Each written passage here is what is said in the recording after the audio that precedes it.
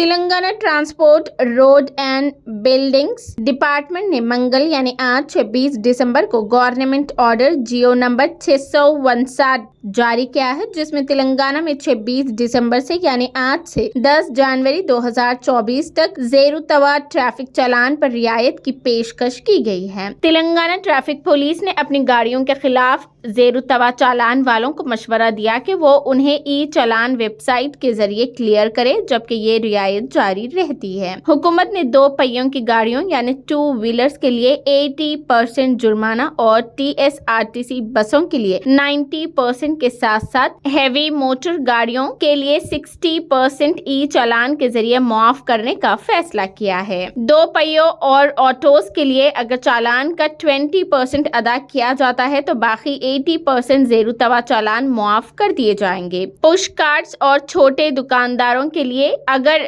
Traffic चालान का 10% अदा किया जाता है तो बकिया 90% रियायत या मुआफ कर दिया जाएगा। हल्की मोटर गाड़ियों यानी LMVS कारों, जीबों और भारी गाड़ियों के लिए अगर 40% अदा किया जाता है तो 60% मुआफ कर दिया जाएगा। रोड ट्रांसपोर्ट कॉर्पोरेशन यानी RTC ड्राइवरों के लिए अगर राफ्ट चालान का 10% अदा किया जाता है तो बकिया 90% रियायत या मुआफ कर दिया जाएगा। छूट हासिल करने का तरीका ये है कि तेलंगाना ट्रैफिक से मरबूत ई चालान पोर्टल पर लॉगिन करें, अपनी गाड़ी की तफसीलात दर्ज करें और यहाँ तमाम चालान एक तरफ दिखाई जाएंगे। फिर पे पर क्लिक करें और आपको अदायगी के पोर्टल पर भेज दिया जाएगा, जहां आपसे रियायती रकम अदा करने को कहा जाएगा। जेरू तवा ट्रैफिक चालान की मजमूई रकम मामूल के मुताबिक जाहिर की जाएगी और गाड़ी की किस्म और मॉडल के लिहाज से रियायत की रकम दस्तयाब होगी।